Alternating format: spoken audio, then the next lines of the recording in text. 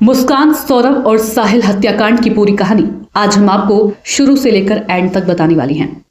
कब और कैसे शुरू हुई साहिल और मुस्कान की प्रेम कहानी और पति सौरभ ने क्या कहा इन दोनों की स्टोरी पर, जिस कारण हो गए 15 टुकड़े। मुस्कान और साहिल के बीच रिश्ता अचानक नहीं बना था, यह पुरानी मोहब्बत थी। साहिल और मुस्कान बचपन से एक दूसरे को जानते थे। दोनों ने कक्षा 8 तक साथ पढ़ाई की थी। बाद में स्कूल के पुराने दोस्तों ने एक व्हाट्सएप ग्रुप बनाया। इसमें मुस्कान और साहिल भी जुड़े और यहीं से उनकी बातचीत शुरू हुई। दोस्ती इतनी गहरी हो गई कि मुस्कान ने अपने पति को ही रास्ते से हटाने की साजिश रच डाली। मेरठ के ब्रह्मपुरी इलाके में हुए सौरभ हत्याकांड में एक के बाद एक कई राज खुलते जा रहे हैं।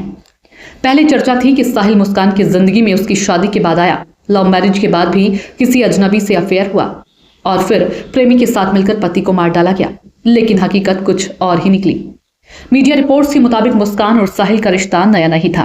दोनों बचपन से एक दूसरे को जानते थे, साथ खेले, साथ बड़े। ब्रह्मपुरी स्थित विवेकानंद स्कूल में दोनों 8वीं तक साथ पढ़ चुके थे।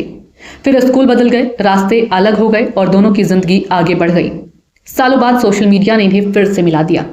उनके स्कूल के पुराने दोस्तों ने एक व्हाट्सएप ग्रुप बनाया जिसमें मुस्कान और साहिल भी जुड़े। ग्रुप में बातें शुरू हुई जो जल्द ही पर्सनल चैट में बदल गई। मुस्कान शादीशुदा थी लेकिन सौरभ लंदन जा चुका था। यहाँ मुस्कान अकेले रहती थी। इस बीच साहिल से उसकी बातें और मुलाकातें बढ़ती गई। वह मेरठ के बाजारों में मिलने लगे, साथ ही घूमने लगे। फिर यह दोस्ती इश्क में तब्दील हो गई। धीरे धीरे साहिल मुस्कान की जिंदगी का हिस्सा बनता गया, इतना कि उसके घर में आना जाना भी शुरू हो गया। मकान मालिक ने इस पर ऐतराज जताया, जिसकी शिकायत मुस्कान के पति सौरभ से की गई। सौरभ ने मुस्कान से कहा कि वह साहिल से दूरी बनाए, लेकिन मुस्कान ने अपनी बातों से पति को मना लिया और अंदर ही अंदर उसका साहिल से रिश्ता गहरा होता गया। साहिल का खर्चा उठाती थी मुस्कान। बताया जा रहा है कि साहिल का आर्थिक स्थिति अच्छी नहीं थी, इसलिए उसका खर्च मुस्कान ही उठा रही थी। मुस्कान ने उसे कई बार नशे के लिए भी पैसे दिए थे। वह सौरभ के भेजे गए पैसे का इस्तेमाल साहिल पर कर रही थी। सौरभ 24 फरवरी 2025 को लंदन से वापस मेरठ आया था। प्लान के मुताबिक मुस्कान ने पहले सौरभ को बेहोश करने के लिए दवा खरीदी, जो उसने खैरनगर के एक मेडिकल स्टोर से ली थी। इसके बाद उसने शारदा रोड से एक तेज धार वाला चाकू और उस तरह भी खरीदा। 26 फरवरी की रात मुस्कान ने सौरभ को नशीली दवा देकर बेहोश कर दिया। जब सौरभ बेसुध पड़ा था तब साहिल ने चाकू और उस तरह से उसका बेरहमी से कत्ल कर दिया। लेकिन इसके बाद असली समस्या आई, लाश को ठिकाने कैसे लगाया जाए।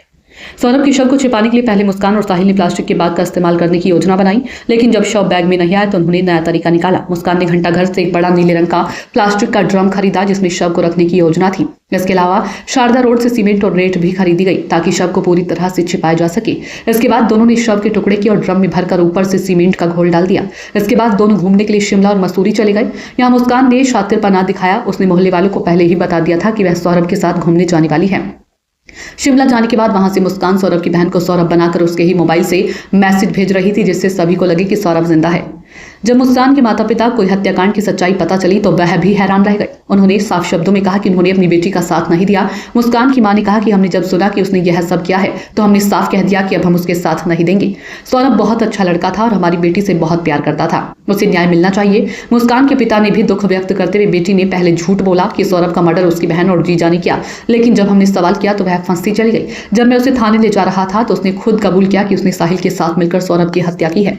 उन्होंने आगे कहा कि मेरी बेटी ने जो किया वह अक्षम्य है, उसने जीने का हक खो दिया। मैं चाहता हूं कि उसे फांसी हो ताकि आगे कोई ऐसा करने से पहले 100 बार सोचे।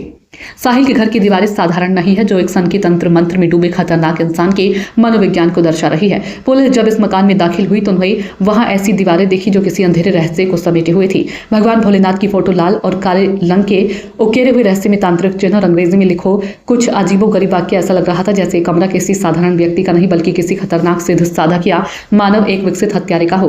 पुलिस को लग रहा है कि साहिल सिर्फ हत्या तक सीमित नहीं था, बल्कि वह अंधविश्वास और काले जादू का भी अंधभक्त है। पुलिस अब ये पता लगाने की कोशिश में है कि क्या यह सिर्फ एक प्रेमी की सनक थी या फिर इसके पीछे कुछ और गहरे डरावने रहस्य छिपे हैं।